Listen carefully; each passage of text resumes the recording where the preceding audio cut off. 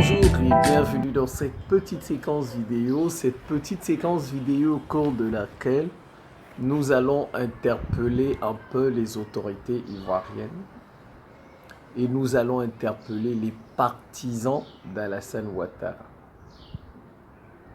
Voilà. Ce n'est pas une vidéo qui s'adresse au peuple ivoirien. Non. Je ne veux pas attaquer le peuple ivoirien. Au contraire, je le soutiens.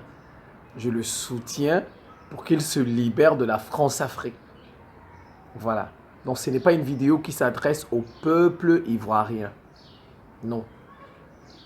Un peuple brave, d'ailleurs. C'est ce peuple-là qui a commencé la lutte, Laurent Gbagbo, dans les années 2000. C'est lui qui a commencé ce combat que nous menons aujourd'hui, là. Ils ont croisé le fer. Ils ont fait la guerre contre la France. Ils se sont battus. La France les a seulement battus. Et on les a emmenés à la CPI. Ce n'est pas Alassane Ouattara qui les a battus. C'est la France. Le combat, c'était Gbagbo contre la France.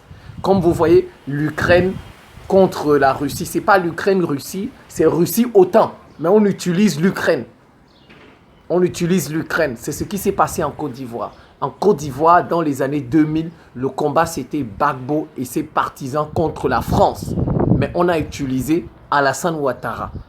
Voilà. Et bon, comme il serait musulman, voilà, bon, les musulmans ivoiriens ont pris son côté. Donc voilà, parce qu'ils ont essayé.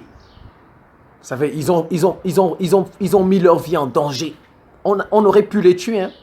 On aurait pu tuer.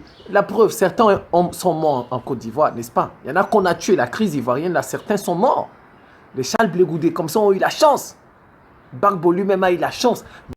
Voilà, je m'appelle Simon Paul Bambo Ndobo. Je suis le ministre de la Défense de l'Afrique, d'un monde multipolaire et de la réciprocité. Alors, nous allons parler du stade inondé en Côte d'Ivoire. Le stade Alassane Ouattara, inondé. Il a plu 15 minutes en Côte d'Ivoire. 15 minutes dans un stade. On n'a pas pu continuer le match. On n'a pas pu continuer le match. C'est grave ça. C'est grave. Mais, comme j'ai dit, ce n'est pas une vidéo qui s'adresse au peuple ivoirien. Je n'ai rien contre le peuple ivoirien. Il est brave. Vous avez des Pulchéri Bali là-bas. Vous avez des Abiba Touré. Vous avez les Laurent Gbagbo, ils sont nombreux. Ça, c'est des braves qui luttent contre la France-Afrique. Nous, on les soutient. Sans oublier la Mama Africa. La Mama Africa, la plus grande de tous les panafricaines. J'ai nommé Aïcha Koné. Aïcha Koné qui nous a sorti 2 chansons. La première pour Assimi Goïta et la deuxième pour le Niger.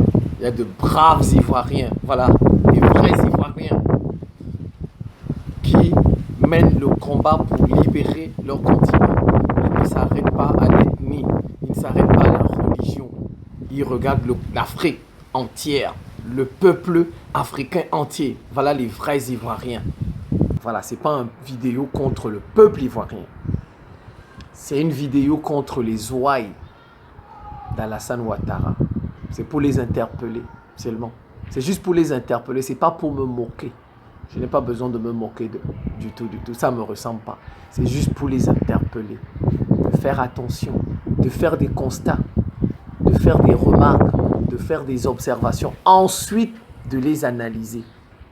Ensuite, il faut les analyser. Quand vous faites des constats, quand vous faites des observations, quand vous faites des remarques, il faut les analyser ensuite. Il faut les étudier. C'est ça l'objet de la vidéo. C'est pas que c'est pour me moquer parce qu'il a plu dans le stade. Alors, voilà. Le premier point, c'est... Vous savez, en Côte d'Ivoire, tous ces temps, on a comme impression qu'on n'a jamais construit un stade en Côte d'Ivoire. On a comme impression qu'on n'a jamais construit un pont en Côte d'Ivoire. On a comme impression qu'avant Alassane Ouattara, la Côte d'Ivoire était vierge. C'était une forêt. C'était un désert, il n'y avait rien. Et subitement, Alassane Ouattara est venu, il a tout construit. On a comme impression. Voilà, c'est ce que nous donnent les partisans d'Alassane Ouattara, ceux qui sont dans son gouvernement. C'est l'impression qu'ils nous donnent. C'est l'impression. Et ça, c'est Dieu qui les interpelle. C'est la nature qui leur a envoyé un petit message, qu'ils fassent attention. Qu'ils fassent attention, qu'ils n'exagèrent pas. Parce que ce qui pourrait venir après pourrait être plus grave. C'est la nature. Ça, vous savez, la nature parle. Vous savez, la nature parle. C'est une façon pour Dieu de nous parler. De parler aux Ivoiriens, aux autorités ivoiriennes et leurs partisans et leurs ouailles. Et il faut analyser, il faut chercher à comprendre le message. Le message, c'est quoi? C'est de les appeler à l'humilité, à la modestie. Voilà, l'humilité, la modestie, dans le travail qu'ils font. Dans le travail qu'ils font. Vous allez voir, depuis que Alassane Ouattara est là, et que on a fait le coup d'État, depuis que les Assimi Goïta sont là, les Ibrahim Traoré, on a comme impression que tout ce qu'on réalise en Côte d'Ivoire, c'est comparativement au Mali, comparativement au Burkina Faso, comparativement au Cameroun. On a comme impression. Dès que Alassane Ouattara construit un petit truc comme ça, piou, ils font du tapage sur ça, du tapage sur tous les réseaux sociaux. Et après, ils comparent ça aux voisins, ils se moquent du voisin, des pays voisins. Non, regardez, c'est pas normal. Ça, c'est pas normal. C'est pas normal du tout. Continuons sur le stade. Le stade Alassane Ouattara, ce n'est pas le seul stade où il pleut et il est inondé. Même au Cameroun, il y a des stades, quand il pleut, c'est inondé. Donc, ce n'est pas la première fois. Ce n'est pas la première fois que ça arrive au monde. Ça n'a pas commencé avec les Ivoiriens. Un stade inondé. Ça. Souvenez-vous de la Coupe du Monde au Brésil. Vous vous en souvenez, n'est-ce pas? La veille même de la Coupe du Monde, il y a des bâtiments qui sont tombés. Pour le stade, là, pour le match d'ouverture. Il y a des choses qui sont tombées au Brésil. En pleine construction sont tombées. Vous voyez? Donc ça veut dire que ce n'est pas la première fois que des choses comme ça se produisent. Un stade inondé. Donc, comme je vous dis, même au Cameroun, quand il pleut, parfois il y a des stades inondés. Très bien. Le deuxième point, ça prouve une fois de plus que les autorités sont relativement incompétentes. Surtout les autorités sportives. Les autorités sportives sont relativement incompétentes. Parce que on a comme impression que c'est la première fois qu'il pleut en Côte d'Ivoire dans un stade. On a comme impression. On a comme impression que c'est la première fois qu'il pleut en Côte d'Ivoire dans un stade. Mais quand on a fini de construire un stade, le stade là on l'a construit quand? Depuis. Mais quand on construit un stade, il faut une équipe de suivi. Vous venez, vous envoyez la fédération ivoirienne, le ministère du sport envoie. Quand il a plu, on va voir le terrain, on voit son niveau d'inondation. On fait venir des équipes pour tester si le match est jouable. Vous voyez, ça veut dire qu'ils ont montré leur relative incompétence. C'est grave ça. Ça veut dire qu'on ne sait pas que ils ne savaient pas que dans ce stade, s'il pleut, il sera inondé. Vous voyez, ils ne savaient pas. Ils ne savaient pas. Donc, ils ont construit sur du sable. Sur du sable. Lorsque la première tempête est venue, ça a montré des limites. Ça a montré des limites. La première tempête, ça a montré des limites. Donc, ça veut dire qu'ils n'avaient pas testé ça. Alors que ce n'est pas la première fois qu'il pleut en Côte d'Ivoire. Mais en fait, c'est un signe. C'est un signe de Dieu. C'est un signe de la nature. Comme je vous ai dit, ce n'est pas la première fois qu'il pleut en Côte d'Ivoire. Donc normalement, il devrait savoir que ce stade, quand il pleut, il est inondé. Il devrait savoir ça. Et maintenant, peut-être choisir un stade et prévoir. Et prévoir à dire que, tiens, dans notre pays, il pleut régulièrement. Donc, cherchons un autre stade, peut-être que... Non, ils ne l'ont pas fait. Donc, en fait, c'est qu'ils voulaient absolument que les Maliens jouent dans le stade Alassane Ouattara. Et que la Côte d'Ivoire... Ils avaient un message à faire passer aux Maliens, en fait. C'est pourquoi vous voyez, ils ont emmené les Maliens sur ce stade. Stade qui porte le nom de Alassane Ouattara. Vous connaissez le problème qu'il y a, les 49 soldats ivoiriens. Donc en fait, ils avaient un message à passer aux Maliens avec ce stade-là. On va vous gagner dans le stade d'Alassane, qui se porte le nom d'Alassane Ouattara. Et voilà, vous avez dit qu'ils voulaient faire. Voilà. Je pense qu'ils avaient un message, mais ils ont tapé poteau, comme on dit en Côte d'Ivoire. Dieu a, comme on dit, l'homme propose, Dieu dispose. Dieu avait vu leur plan. Vous voyez? Le problème, c'est que les partisans d'Alassane Ouattara fatiguent l'Afrique de l'Ouest. Ils fatiguent l'Afrique de l'Ouest avec les réalisations d'Alassane Ouattara. Ils fatiguent. On aurait dit des villageois. Je vous dis, on aurait dit des villageois. Des gens qui n'ont jamais vu un stade. Des gens qui n'ont jamais vu un pont. Des gens qui n'ont jamais vu une autoroute. Dès qu'on construit un petit pont comme ça, ils mettent ça sur toute la planète est au courant qu'on a construit un pont en Côte d'Ivoire. Toute la planète est au courant qu'on a construit un pont en Côte d'Ivoire. Alors que c'est le 5e pont. C'est le 5e pont d'Abidjan là-bas. Toute la planète sera au courant qu'on a construit un pont en Côte d'Ivoire. Non seulement ils font du tapage sur ça, donc toute la planète est au courant, et en plus, ils le font par rapport aux voisins. Ils se moquent des voisins. Ils se moquent du Mali.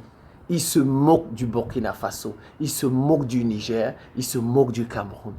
Alors que les 3 premiers pays là-bas, on est en train de tuer leur population au quotidien. Vous venez vous moquer d'eux avec vos infrastructures. Vous voulez montrer que Alassane Ouattara, il est avec la France et là-bas, on construit la Côte d'Ivoire. Il y en a même qui disent que la Côte d'Ivoire n'est pas un pays africain, c'est un pays de l'Union européenne. Regardez où certains peuvent aller. Ils disent même que la Côte d'Ivoire est un pays de l'Union européenne en Afrique. En Afrique.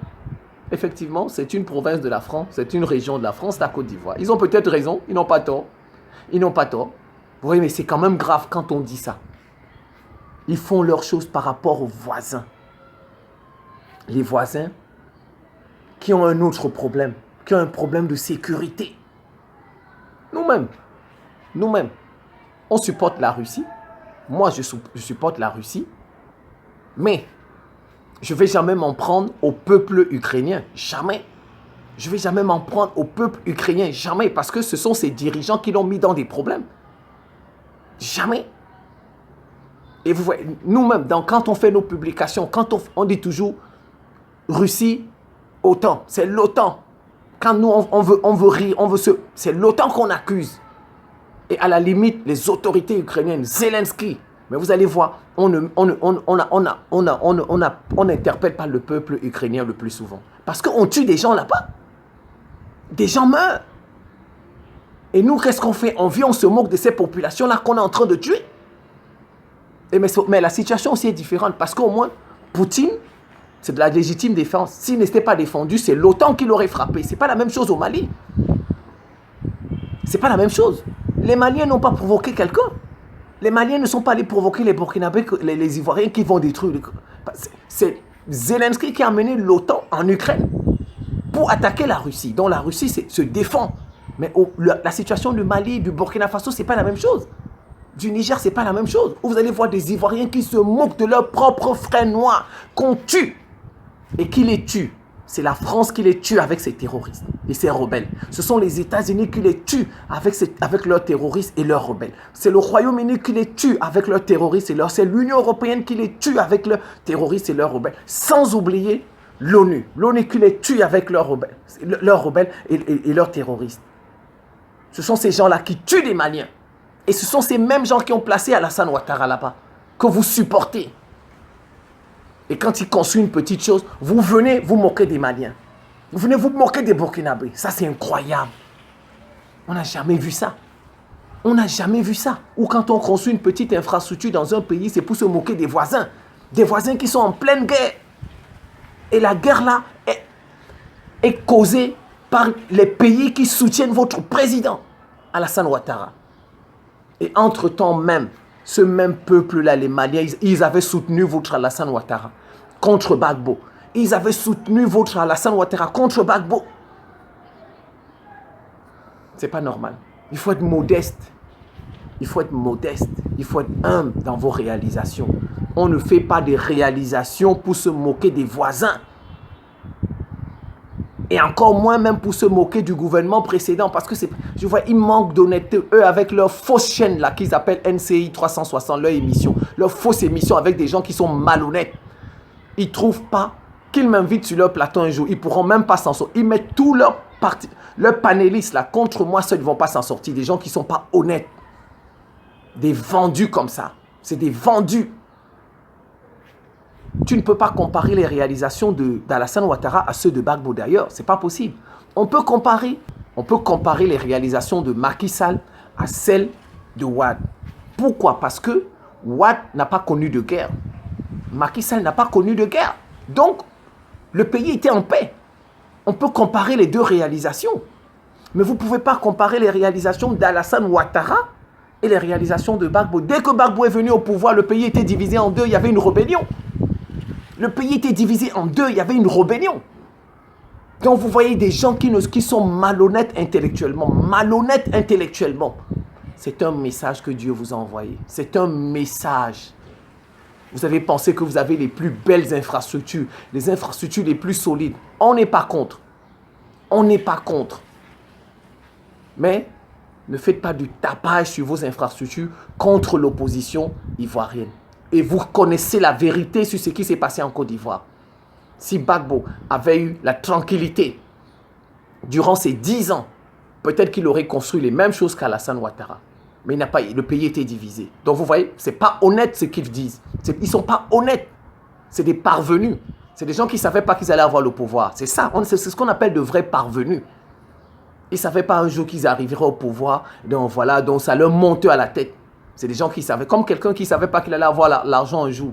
Et subitement, il gagne l'argent, il commence à penser qu'il dépasse tout le monde. Il est au-dessus de tout le monde, il est mieux que tout le monde, il est plus fort que tout le monde. Ils sont dans cette situation. Ils sont dans cette situation. Il faut être honnête dans la vie. Vous pouvez encore venir vous moquer de Paul. Bon, au Cameroun, ce n'est pas trop grave. C'est vrai, il y a une rébellion au Cameroun. Il y a Boko Haram. Mais on ne tue pas les Camerounais tous les jours. Si vous construisez vos infrastructures, vous voulez vous moquer des Camerounais, moquez-vous. Moquez-vous, il n'y a pas de problème. Nous-mêmes, Paul Biya nous énerve. On veut le chasser. On veut qu'il parte. Voilà. Et vous n'allez pas voir les Camerounais célébrer les réalisations de Paul Biya. Vous n'allez pas voir ça. Les Camerounais ne font pas ça. Paul Biya, quand il construit telle ou telle chose, il ne va même pas inaugurer ça.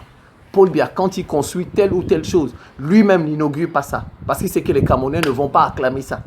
Les Camerounais veulent qu'il parte. Donc, moquez-vous encore peut-être de Paul Biya, du Cameroun. Je peux accepter. Mais ne touchez pas au Mali, de grâce. Ne touchez pas au Burkina Faso. Ne touchez pas au Niger. Dans ces pays, on tue des gens. C'est des pays qui sont en guerre. On tue des gens tous les jours. Et qui les tue? Les États-Unis, la France, le Royaume-Uni, l'ONU, qui soutiennent votre président Alassane Ouattara. Et vous venez là, vous moquez de ces pays. Des pays qui ont un autre problème, qui ont un problème de sécurité. Dieu vous a parlé. Avec ce stade inondé, Dieu vous a interpellé. Dieu vous a parlé. En bon entendeur, salut. Il faut faire des constats. Il faut faire des observations. Il faut faire des remarques. Après, on en tire des enseignements. On fait des analyses. On fait des études. Ça, c'est un message de Dieu. C'est un message de la nature. Aux autorités ivoiriennes et aux ouailles, les partisans d'Alassane Ouattara. Le Nigeria a inauguré son métro. Et Bola Tinubu n'était même pas là-bas. Et Bola Tinubu, le président du Nigeria, il n'était même pas à l'inauguration du métro de Lagos, alors qu'il a été gouverneur de Lagos. Vous voyez, ils ne font pas du tapage. Ils ne font pas du tapage. Et les Nigérians ne se moquent pas des voisins. Ils ne disent pas, oh Tchadiens, vous n'avez pas ça. Oh Nigériens, vous n'avez pas ça. Oh Camerounais, vous n'avez pas les métros. Non, les Nigériens ne font pas du tapage et ils ne se moquent pas des voisins. Et vous avez vu, la dernière fois, Buhari, il a inauguré la raffinerie Dangote. Il a fait rapidement. Il a fait parce que c'était à la fin de son mandat. Il voulait quand même qu'on mette ça sur son compte. Voilà, sur son compte. Donc c'est pourquoi il a forcé l'inauguration. Il a inauguré. Après, on a tourné la page. Vous avez vu les Nigériens. Et pourtant, la raffinerie est tellement importante. Parce que les Nigériens ont un problème de carburant. La raffinerie est tellement importante. Mais regardez, ils n'ont pas fait le tapage. Les Nigériens n'ont pas fait le tapage, ils ne se sont pas moqués des voisins avec la raffinerie Dangote. Regardez, l'homme le plus riche d'Afrique, c'est un Nigérian. La première économie d'Afrique, c'est le Nigeria. Mais vous ne voyez pas les Nigériens insulter les autres pays. Vous ne voyez pas les Nigérians se moquer des autres pays. Que vous êtes incompétents, vous ne pouvez... Comme font certains Ivoiriens, comme font les partisans d'Alassane Ouattara. Non, mais c'est trop. C'est trop. Ça, c'est un message. Cette pluie-là, c'est un message. Ce stade inondé, là, il faut retenir ça. Dieu vous a envoyé un message. Si vous ne vous calmez pas, si vous n'êtes pas modeste dans vos réalisations, vous n'êtes pas humble dans vos réalisations, et si vous ne cessez pas de faire vos réalisations par rapport au Mali, par rapport au Burkina Faso ou au Niger, ça c'est un avertissement. C'est un avertissement. J'ai bien dit, cette vidéo ne s'adresse pas au peuple ivoirien. Je n'ai rien contre ce peuple. Au contraire, je le soutiens dans sa lutte de libération face à la France-Afrique. Cette vidéo s'adresse aux autorités et aux partisans d'Alassane Ouattara. Vous savez, il faut que Alassane Ouattara, son parti là, qu'ils éduquent ses partisans. Il doit éduquer ses partisans. Parce qu'apparemment, ils ne sont pas éduqués. Il faut faire des universités des partis. Des moments où on éduque, on invite les partisans dans des salles, dans des stades, on les éduque. Comment se comporter. Que quand le président fait telle ou telle réalisation, voilà comment vous devez agir. Ils ont besoin d'être éduqués. Les partisans, les ouailles d'Alassane Ouattara, ils ont besoin d'être éduqués. Ils pensent, si le jour où la Côte d'Ivoire va faire la bombe atomique, le jour où la Côte d'Ivoire va faire la bombe atomique, ah non, même Dieu sera au courant. Dieu va descendre ce jour-là. Dieu va descendre sur terre. On ne va pas dormir dans la planète parce que la Côte d'Ivoire a eu la bombe atomique. Parce que vous avez des gens, la moindre réalisation, on fait le tapage sur les réseaux sociaux et on se moque des voisins. Mais ça, c'est quel comportement, ça? Ça, c'est quel comportement? Ça, c'est quel comportement, ça? Et je vais finir par là. Voilà, on va rire un peu. 2024, Coupe d'Afrique en Côte d'Ivoire. Le Cameroun va gagner la Côte d'Ivoire en finale. On sera en finale. On va gagner. Comme en 1984. Voilà. On va vous gagner, Ivoiriens encore. On va vous gagner 40 ans plus tard. 40 ans plus tard, 1984-2024, Cameroun, Côte d'Ivoire, finale. Ça, c'est mon pronostic. Et le Cameroun va gagner la Côte d'Ivoire 4-0. Voilà. Donc, soyons modestes. Soyons modestes dans nos réalisations. Soyons humbles dans nos réalisations. Voilà. Et il faut être honnête. Il ne faut pas faire vos réalisations, vous les comparer à celles de Gbagbo. Ce n'est pas la même chose. Gbagbo était en guerre. Il a passé 10 années de guerre. Voilà. Faites pas vos réalisations, vous les comparez à celles du voisin. À celles du voisin. Le Mali, le Burkina, le Niger. C'est des pays en guerre. On les tue tous les jours. Vous ne pouvez pas venir vous moquer d'eux. Qu'ils n'ont pas de terrain, ils n'ont pas de stade, ils n'ont pas de route, ils n'ont pas de pont. Ça ne se fait pas. Ça ne se fait pas. Voilà. Soyons humbles, soyons modestes. Et que Dieu bénisse la Côte d'Ivoire, que Dieu bénisse le Mali, que Dieu bénisse le Niger, que Dieu bénisse le Burkina Faso, que Dieu bénisse l'Afrique. C'est la fin de cette petite séquence vidéo. Je vous remercie pour votre attention et à très bientôt.